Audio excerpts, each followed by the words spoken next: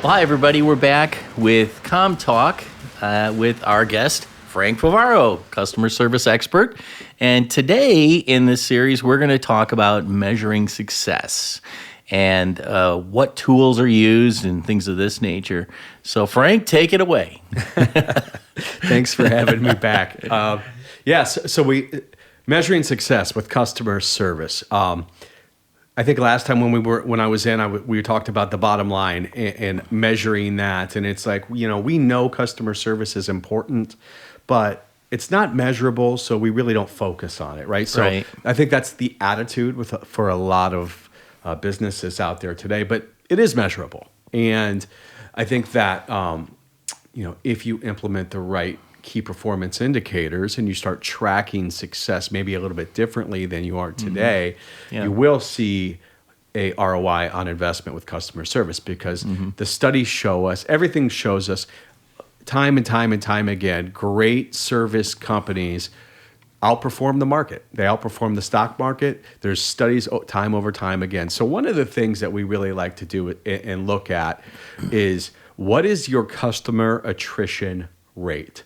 So customer attrition, your customers, the ones that you have, what percentage of your clients are you losing? Most people, I ask them that question and they are a deer in the headlights. I don't know. Yeah. But you should be able to look at that, especially with companies. I work with a lot of companies in the mechanical services industry. It's easy for them to pull that client list and see, who have they lost. A lot of times they don't even realize they've lost clients. Yeah. So customer attrition is one, okay? Another one that you can really do to measure success is lifetime value of a client.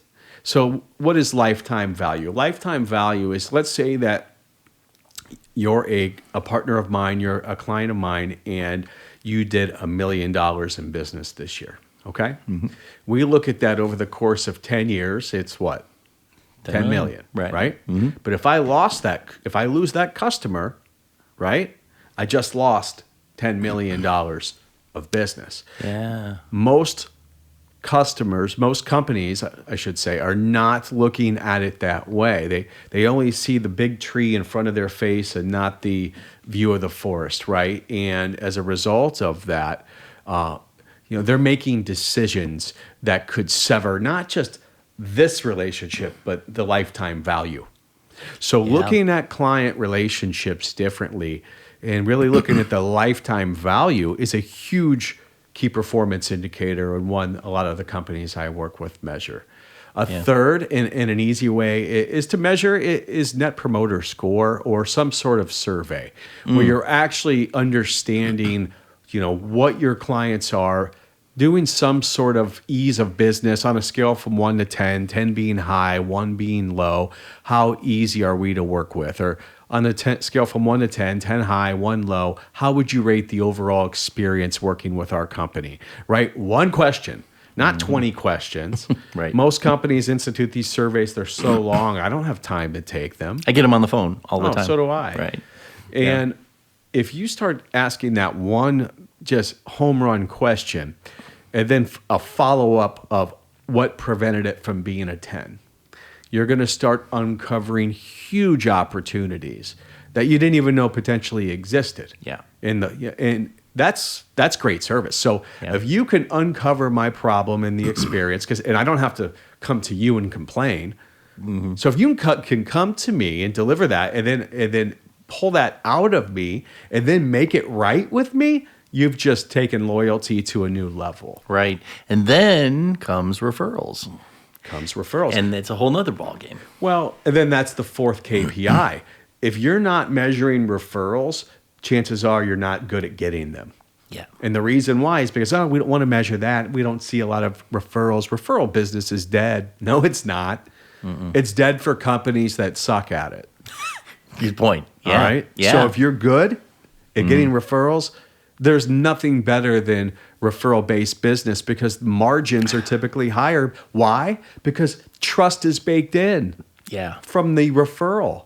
There is no close. It's almost an order taking. Exactly. At that point. Yeah. And those are that's how I want to do business. Heck yeah. Right? Yeah. And I find once you're in with a customer for a little bit, it's hard to get out. It makes it almost your own. It's up to you to you keep it because you keep it. You know, you lose it because of you. Right. You know what I mean? I but do. It's called being in the promised land when, you know, the customer calls you out of the blue and they're just say, hey, I just need to get this done. Right.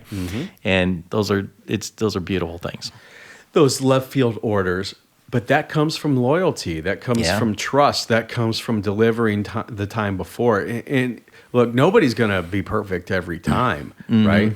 But it's the defect is the defect is always going to be frustrating. But they're going to love the way that you responded to it if you can anticipate it and become a heroic member of their team to help solve that problem. Right. And my wife sees this in her business too. I mean, she has works in the insurance business, and it's like, holy crap! It's like every week somebody's quoting. They're quoting us. They're quoting our work. Because it's such a cutthroat business. And all these agents will always undercut everybody else, so it's weird how that works, but it's the loyalty end of it though. And on that end, the customers they keep, the big ones are the ones that, they have to service constantly, and keep them happy. So it's crazy. You have to service. And, one of the other things is there's nothing wrong with, and this scares the hell out of a lot of business owners. Yeah. But there's nothing wrong with firing your bad customers. Yeah. The ones that suck your resources. There's almost no profitability, and because you still have to serve them. Yeah. You still have to serve them, and they are taking away from your other clients who potentially could be, in your top client list. Yeah, and they also make your employees feel like crap, and that spreads like cancer in a company. You hate to have that, It's really, really, really bad. Yeah, I read a book recently on how they grow award-winning pumpkins. So in the fairs all over, and you go out and you want to win the blue ribbon pumpkin, right? Yeah. It's those monster pumpkins, Yeah, right? right. But what they have to do is they have to kill off the smaller pumpkins in the pumpkin patch who suck the resources from the ones that could become award winners. Yeah. And in business, it's really no different. If you have companies out there that are sucking your resources, it's preventing you from growing other ways. Wow. Yeah, that's so true. And, we had one, it was probably about 2 years ago. I don't want to mention any names, but he was in the financial world. And, boy, that guy would come in and, you knew it was going to be a problem. The minute the phone rang, it was going to be a problem. And the first thing he would do come in and he just complain. From the minute he's here to the minute he's gone. And I got to tell you, the day he left was the best day of our careers here, It happens all the time. So, in closing, are there any questions or any comments you'd like to make, and more comments than anything to our audience and what they should do and keep an eye out for?